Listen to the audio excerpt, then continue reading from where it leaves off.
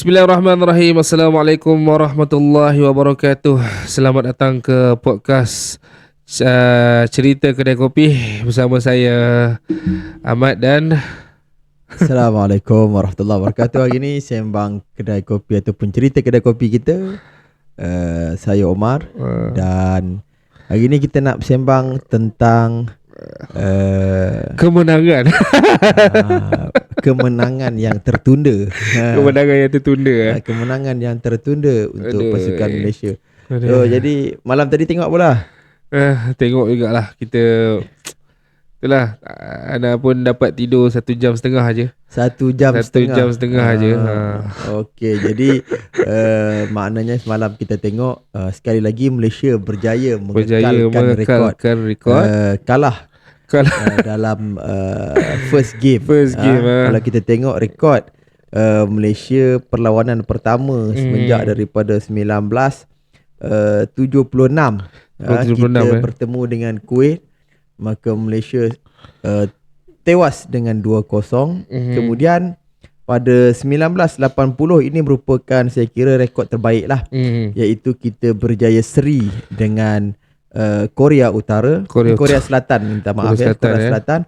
Dan pada tahun 2007 kita sekali lagi layak ke Piala Asia. Cumanya kali ini kita bertemu dengan China dan sekali lagi Malaysia berjaya mengekalkan rekod kalah 1-5 dengan China. Oh, yang pada ketika itulah 1-5 2007. Biasalah kita mengantuk. Untuk 2023 ini untuk Piala Asia 2023 ini sekali lagi kita tengok Malaysia mengekalkan rekod yang kita sebut sebagai kalah pada perlawanan pertama. Kalah pada perlawanan pertama. Apapun masih terlalu awal untuk kita bercakap ataupun memberi komen, tapi biasalah cerita kedai kopi. So kita sembang-sembang. Kita akan sembang-sembang jelah. Jadi mungkin ada beberapa perkara yang perlu diperhatikan dan dilihat.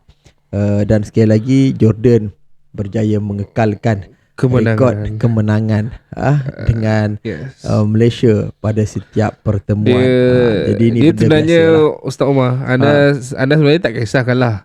Sebab anda pun expect kita Piala Asia ni 20 negara terbaik Asia, 20 negara terbaik di dalam Asia berentap, 24 negara terbaik dalam Asia berentap di sukan pula di Piala Asia. Dan Nana tak pernah anggap pun kita nak kena menang, tapi tak adalah sampai 4-0 jadi. Kena titik 4-0. Kena titik 4-0. Tak adalah sampai 4-0. Menyedihkan juga separuh masa pertama. 3. Separuh masa pertama 3 biji. Dan kalau kita tengok jiran kita Indonesia. Walaupun mereka kalah 3-1 dengan Iraq, tapi mereka berjaya separuh masa pertama fight seimbangkan perlawanan itu. Kalau kita tengok separuh masa pertama, setelah mana mereka dibolosi oleh Iraq, mereka berjaya skor balik. Dan kita tengok perlawanan yang dimainkan oleh Iraq dan Indonesia itu, perlawanan mereka agak laju. Jadi ini satu benda yang mungkin kita punya coach perlu perhatikan agar dapat mengkaji semula corak permainan player-player Malaysia ini. Baik. So macam mana? Mungkin ada komen sikit lah secara ringkas kita tentang perlawanan analisis ringkas. Ini analisis tidak profesional. Jadi anda bebas untuk memberi sebarang komen dan mengecam. Kami tak ada masalah sebab kami bukan profesional. Analisis daripada kedai kopi. Analisis kedai kopi, ya betul. Analisis kedai kopi dia free and easy. Jangan serius sangat. Okay. Alright. Okay, yang pertama sekali kita tengok daripada perlawanan semalam. Yes, semua orang excited, Ustaz Omar. Semua orang excited perlawanan semalam. Yes, perlawanan pertama kita selepas 43 tahun kita tidak layak secara merit. Dan beberapa perkara kesilapan besar yang dilakukan oleh Coach Kin Panggon. Yang pertama adalah mengekalkan tactical 3-4-3 yang menggunakan 3 defensif, 3 orang defensif, 4 orang defensive midfielder dan forward, 3 orang di bahagian atas bahagian serangan. Dia sebenarnya 3-4-3 ni dah digunakan oleh pasukan Perancis dan Argentina sebab formation ni sebenarnya dia solid di bahagian tengah. Sebab 4 orang di bahagian tengah. Tiga ni kalau kita tengok kan pada taktikal pada permainan sebelum ni, kita ada di tengah, kita ada player yang injured sekarang ni, nama dia Enrique Dos Santos. Dia tengah injured sekarang dan tempat itu digantikan oleh tak silap saya Afiq Fazail ke apa nama dia, saya lupa. Afiq player JDT. Bukan tak bagus, tapi dia sebenarnya kalau kita nak main formation 3-4-3 ni, kita kena ada barisan tengah yang ada 3 biji jantung. Sebenarnya dia bila dia main 3-4-3, dia membentuk defense seramai 3-4. Ya, betul. Dia akan bentuk defense 3-4. Maksudnya bila kita diserang, yang 4 ni akan cover 3. Maksudnya kita punya defensif akan jadi solid. Tapi yang menjadi masalahnya semalam, barisan tengah kita tak hidup. Dia hidup sebenarnya. Tapi bukanlah seorang yang boleh cover tempat, orang cakap cover line di belakang lah. Contoh macam kita, bila kita serang sangat, bila kita menyerang, kita punya defensif ni akan ada di high line yang paling tinggi sekali. Maksudnya bila berlaku interception, bola dirampas, player tengah tak boleh nak cover, tak boleh nak cover bola bila diserang lah. Dan menyebabkan beberapa defensif kawasan defend tu dibocori beberapa kali lah, banyak kali sebenarnya. Ya, betul. Kita ada tapi kalau kita tengok kan, nak kata Malaysia menyerang sangat pun tidak. Kita tengok di bahagian serangan pun agak tumpul. Dan kalau kita baca daripada akhbar menyebutkan hanya 1 ataupun 2 kali saja serangan yang betul-betul tajam lah. Betul-betul tajam dan mampu untuk menghasilkan gol. Ada kualiti tetapi tersasar jauh dan ada beberapa kali peluang oleh pemain Malaysia tetapi tidak dapat disempurnakan dengan baik. Dan kita tengok player Malaysia ni dia banyak membiarkan player-player Jordan bermain di kawasan kotak penalti. Jadi terlalu membiarkan inilah kesilapan yang saya rasa patut diperbaiki lah. Sebab kita tahu dengan kemampuan fizikal mereka, dengan pengalaman yang mereka ada, jadi bila mereka banyak bermain di kotak penalti, maka ia akan mengundang masalah kepada kita lah. So dia sebenarnya Ustaz Omar, masalah terbesar semalam adalah kita punya striker di bahagian forward kita tak menjadi. Dia bukan tak menjadi, dia adalah manusia yang kali pertama bermain di national team kita. Dia adalah naturalisasi terbaru kita. Anda pun lupa nama dia apa, bukan Paulo Josue. Lupa lah, Allahualam, Mak Saleh tu lah. Dia naturalisasi baru Malaysia dan come to Malaysia dan diberi peluang pertama kali beraksi di untuk bahagian forward lah. Dia sebenarnya tempat tu asalnya adalah Paulo Josue ataupun Dominic Tan ataupun dibantu di belakang oleh Arif Aiman dan Faisal Halim. Cuma semalam pemilihan player yang di bahagian atas ni agak kurang tumpul dan lambat pertukaran. Sepatutnya kalau ni kita ni sembang kari je lah. Sepatutnya kalau kita nak fikir logik, 20 minit pertama tu selepas kita dibolosi 2 gol penalti, kita sepatutnya dah kena buat pertukaran awal. Sebab kita dari segi penonton pun kita nampak yang striker naturalisasi kita tu tak boleh pergi, tak boleh go. Dia tak tajam Sokmah. Dia tidak ada idea untuk buka ruang dan convert kepada gol. Dan yang paling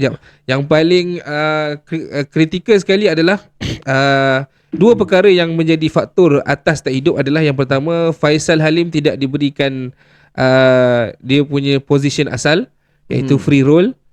Kalau kita tengok dulu macam perlawanan last Malaysia menentang Kyrgyzstan, Faisal Halim dia ni berlari ke kiri, berlari ke kanan, berlari ke tengah, berlari ke depan sebab dia free roll Sokmah. Dia free roll, maksudnya dia bebas. Tapi kali ni dia ditugaskan untuk menjadi wing kiri tak silap mana. Dia tidak boleh pergi mana. Dia ada wing kiri dan tengah dibantu oleh Stuart Wilkin. Dan kalau kita tengok pasukan kejurulatihan Jordan memang buat homework lah. Sebab dia orang hantar 3 orang untuk kawal Arif Aiman. Sebab kunci utama kejayaan Malaysia adalah Arif Aiman. Sebab dia mampu untuk membawa bola masuk dan orang cakap dia ni lari laju lah. Dan bila berlaku situasi tersebut, sepatutnya coach kena letak somebody yang boleh tarik lagi 2 orang tu untuk pergi dekat dia. Contoh macam striker yang boleh convert kepada jaringan ataupun cipta peluang yang lebih besar. Dan mungkin tactical coach Jordan akan berubah untuk fokus kepada player satu lagi. Mungkin. Tapi sekarang memang kita nampak minit pertama sampailah Arif Aiman dikeluarkan. Memang orang cakap ada 3 player akan jaga Arif Aiman untuk masuk, dan perkara tersebut menjadikan kita susah untuk bawa bola masuk ke kotak penalti lah. Dan yang paling besar sekali adalah center defense. Center defense kita Junior Esta sangat tidak function malam tu, Ustaz Omar. Junior Esta dia berat, lambat. Dia naik line, lepas tu bola terlepas, dia macam lari nak cover balik tak sampai. Sepatutnya sebagai center defense, kau dah duduk high line, kau kena lari, kau kena berlari, Ustaz Omar. Dan kita kena letakkan center defensive kita yang memang boleh apa orang cakap, memang boleh cover tempat kosong tu lah. Kau dah tinggalkan, kau jangan biar kosong macam tu, kan? Kau dah tinggal, jangan kau biar kosong tu, kau kena cover. Sebab nanti apa-apa hal jadi masalah besar kat situ. Jadi tempat tersebut pada separuh masa kedua, Ustaz Omar, separuh masa pertama kita agak long lie sikit kan, sampai 3 gol kena. Dan di separuh masa kedua kita agak solid sebab Junior Esta digantikan dengan Badak. Badak ni Syahrul Saad lah. Memang position dia center defense. Dan bila Badak masuk, Ustaz Omar, permainan jadi laju, Ustaz Omar. Kalau kita tengok separuh masa kedua, permainan jadi laju. Sebab Badak dia boleh cover belakang, boleh cover depan. Dia macam power bank lah, Ustaz Omar. Bila apa nama ni, bila Matthew Davis tak ada power, dia cocok kabel bagi power. Bila sebelah kiri tak ada power, dia bagi cucuk sebelah kiri cover. Dia sebenarnya, Ustaz Omar, Koh Beng Ong sepatutnya bermain di left back, tetapi dia suruh main untuk defensive left, yang memaksa dia untuk buat overlapping lah. Yang sepatut kerja tu dibuat oleh Faisal Halim, tapi kerja Faisal Halim tu Koh Beng Ong kena buat. Dan fun factnya, Ustaz Omar, kalau Ustaz Omar nak tahu, Koh Beng Ong bagi saya lah sebagai pemerhati, dia bukan berada pada tahap yang sebenar. Sebab mungkin daripada faktor kecederaan, dia sebenarnya sebelum ni cedera, tapi tiba-tiba coach kata dia boleh main. Mungkin sebab dia belum betul-betul cergas, dia tak boleh fokus untuk permainan malam tersebut lah. Jadi banyak ada 3 faktor yang menyebabkan kita boleh kalah besar malam tadi. Dan mungkin jugalah kalau kita tengok banyak player-player kita yang cuba main play safe lah. Kita nampak masing-masing tak banyak terjahan-terjahan keras yang datang daripada player kita. Dan mungkin betul kerana kita baru pada perlawanan pertama, jadi kita pun masing-masing nak simpan lagi. Nak simpan lagi. Takut kalau perlawanan pertama ni dah ramai yang injured. Jadi untuk nak bertemu dengan Bahrain dan juga bertemu dengan Korea Selatan ini menjadi satu masalah yang besar juga. Apapun, kita doakan mudah-mudahan player Malaysia dapat comeback, insyaAllah dapat comeback hari dalam Sabtu ni. pertemuan dengan Bahrain. Dan Bahrain pun telah dia dah tewas kepada South Korea. Dia mesti akan nakkan dia kemenangan. nak cuba untuk Dan Malaysia mendapatkan pun kemenangan untuk menjamin tempat. Untuk menjamin dan membuka kembali harapan. Sebab pertemuan yang kedua antara Jordan dan juga Korea Selatan, seperti mana yang dijangka, rasanya Korea Selatan akan dapat mendominasi betul. pasukan ataupun kumpulan E ini, kerana kita tahu dengan pengalaman yang ada pada Korea Selatan, agak sukar untuk Jordan ataupun Bahrain. Bahrain memang tak boleh buat apa lah. Hatta Malaysia sekalipun agak sukar untuk menewaskan Korea Selatan. Jadi dia kalau Magic, kita wallahualam lah. Jadi kita mengharapkan kalaulah berlaku keajaiban, mungkin berlaku keajaiban kan, kita dapat menang dengan Bahrain, dan kita mengharapkan kita dapat seri dengan Korea Selatan, dan Korea Selatan dapat menewaskan Jordan. Dan kita berharapkan Bahrain dapat kalahkan Jordan. Itu je. Itu sahaja. Itu sahaja. Kita ni berharap-harap. Bila kita kalah game yang pertama, kalau kita seri game yang pertama, kita ada harapan lagi. Tapi bila kita kalah game yang pertama, kalau kita menang game yang kedua, kita cuma berharap yang Jordan kalah dengan Bahrain dan kalah dengan Korea Selatan. Itu tersebut. Bila kita jadi macam tu, dan kita mampu duduk di tempat yang kedua, insya-Allah. Dan kita, tapi kalau kita tengok dalam rekod pertemuan antara Korea Selatan dengan Jordan, macam mana? Memang yang Korea Selatan mendominasi lah. Sebab Korea Selatan. Korea Selatan. Jadi maknanya mungkin kalau daripada apa yang kita tengok cerita kedai kopi kita sembang lah, dalam keadaan macam ni, maknanya Jordan sudah memperolehi satu kemenangan. Jadi dia cuma perlu mengekang Korea Selatan untuk mendapatkan seri. Jadi target mereka tu kalau dapat seri dan mereka berjaya menewaskan Bahrain, maknanya mereka secara automatik layak untuk menjadi tempat kedua dan mewakili untuk masuk ke 16. Dia sebab Jordan sekarang ni duduk top of the league. Dan Korea Selatan duduk nombor 2 sebab beza jaringan. Betul. Korea Selatan bolos satu. Korea Selatan bolos satu. Dan Jordan dia menang 4-0 tanpa bolos. Jadi dia duduk nombor 1 lah. Dia sebenarnya perbezaan jaringan pun faktor untuk kita berada di tempat tersebut. Contoh kalau mata kita sama dengan Jordan dan Bahrain, tapi gol kita lebih daripada mereka, kita boleh duduk di atas mereka. Betul. Itu saja. So maksudnya apa pun yang terjadi, misi wajib menang bertemu dengan Bahrain. Misi wajib menang bertemu dengan Bahrain. Kita kena menang sekurang-kurangnya 2 gol. Dan pukul berapa tu? Pukul berapa? Yang tu awal sikit Somah. Pukul berapa? Pukul 10.30 malam. Pukul 10.30 malam. InsyaAllah nanti kita akan lepak 10.30 malam. Jadi lepak mungkin mamak, InsyaAllah boleh lah kita saksikan bersama-sama dan kita boleh bagi komen dari sudut pandang cerita kedai kopi. So insyaAllah. Jadi itu saja sembang kita pada pagi ini. Saya kira mungkin sebab kita pun hari ni ada nak pergi ziarah orang sakit. Salah seorang daripada kawan dia kita. Sebenarnya kita buat podcast ni adalah podcast emergency, Ustaz Umar. Betul. Sebab kita janji semalam kalau saya WhatsApp Ustaz Umar, kalau Malaysia menang atau seri, hari ni kita buat slot khas. Betul. Slot khas kita kalah pun kita buat juga. Kalah pun kita buat, tapi tak adalah kita nak panjang sangat. Dan secara jujurnya saya bukanlah orang yang meminati bola sangat, cuma hanya sekadar melihat begitu saja. Nak kata tak minat langsung tu tidak. Tetapi kita tidaklah terlalu mengikut bukan die hard fan lah. Bukan peminat kipas susah mati lah. Tapi bila orang cakap apabila pasukan negara bermain, kita mesti memberi sokongan. Kita ada juga memberikan sokongan.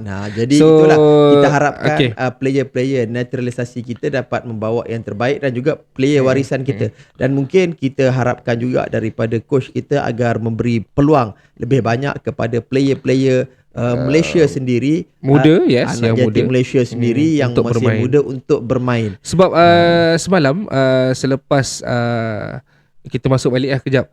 Selepas Safawi Rashid masuk, memang kita nampak ketajaman sedikit ketajaman sedikit di bahagian serangan sebab Safawi memang dia nombor 9, dia role memang role menyerang. Dan apabila tapi kekurangan ni adalah mungkin time tu Faisal Halim dah penat. Faisal Halim ditukarkan dan Arif Aiman dibawa masuk mungkin sebab nak untuk simpan pada pertemuan yang akan datang. Sebab yalah, sebagai seorang coach, kau dah tengok dah game ni tak boleh pergi pun.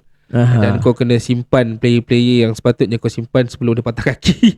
Betul. Dan kita faham dan kita harap saya sebenarnya sebagai seorang die hard sama Die hard fans bola sepak. Saya layan bola sepak secara mendalam. Memang tak tidur lagi sebenarnya Ustaz Omar. Game habis pukul 4 kita habis pukul 4. Kita dia punya vibe Piala Asia kali ni vibe Piala Dunia Ustaz Omar. Betul. Kita siap sebelum waktu semula perlawanan tu ada lampu kelip-kelip. Lepas tu kita punya bendera besar masuk, ada nampak macam dah final lah.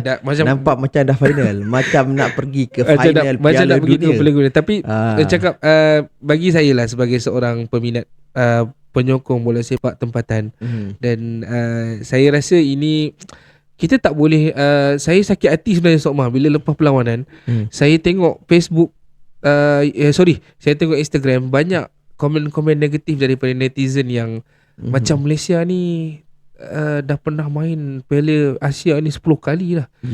Sebab betul. Apa Ustaz Omar, kita kena bagi peluang, kita kena nak berubah ni, tak boleh drastik Ustaz Omar. Macam orang isap okok, kalau kau suruh dia berhenti mokok, mati dia. Sebab tak cukup nikotin dalam badan. Kalau kau nak pergi ke Johor, kau kena start engine dulu. Ambil masa perjalanan 5 jam, 6 jam, singgah kedai kopi, singgah R&R, tidur dulu, ngantuk, baru kau boleh sampai Johor baru. Bukan kau start terus sampai. Tapi netizen kita ni menganggap Malaysia ni macam bila masuk Piala Asia ni wajib menang.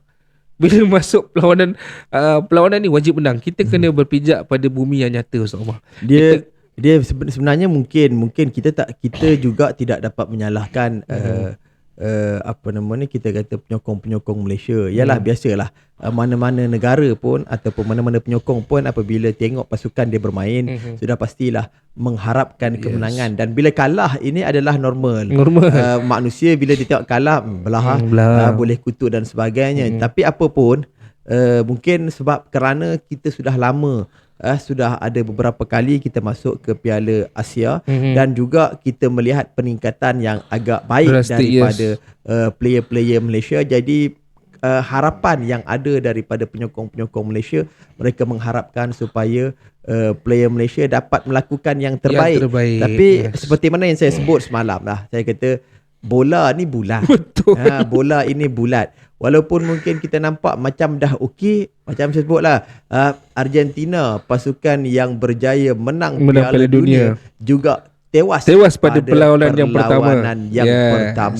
Jadi tewas bukan kepada tim besar sama. Tewas kepada tim underdog. Anda lupa tim tu apa, tapi tewas lah. Tewas ya.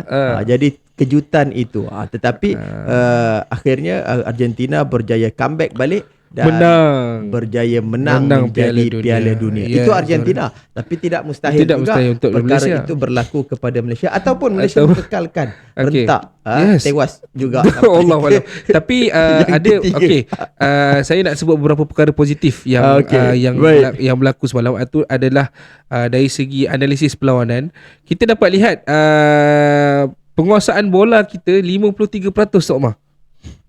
Ustaz Omar? Hello? Ya, betul. Penguasaan bola kita 53%. 53% ni kita menguasai perlawanan. Dan kita cuma jumlah percubaan kita rendah.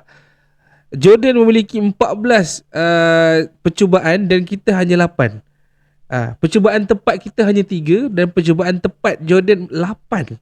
Entah bayang kalau 8 percubaan tepat, katalah 8 percubaan, dapat 3 percubaan yang boleh masuk gol. Maksudnya kita punya player kena berani lah.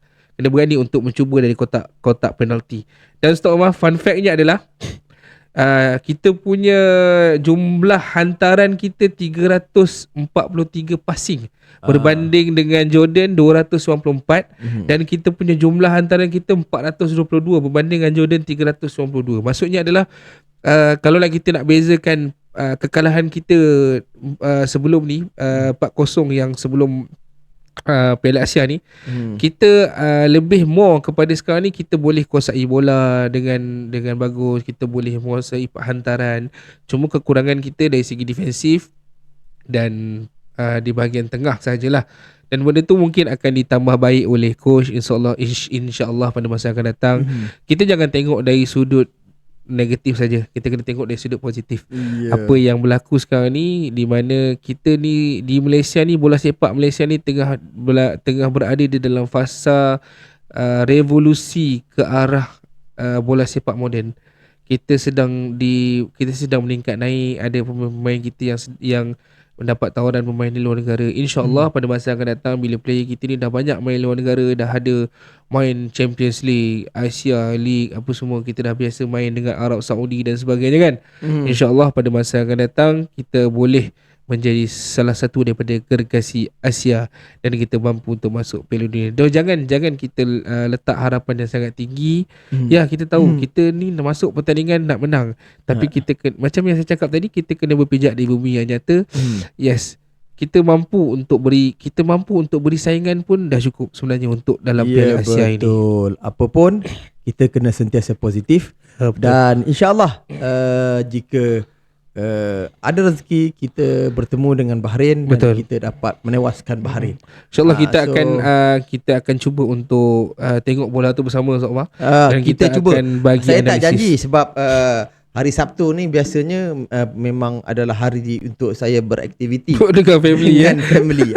Jadi mungkin tidak sebelah malam ni kan. Yalah, sebelah malam insya-Allah. Kalau tak boleh pun mungkin kita tengok di handphone masing-masing lah. Semalam nak ajak Ustaz Umar keluar, ni mama and bini pun dah bagi visa. Dah bagi lesen.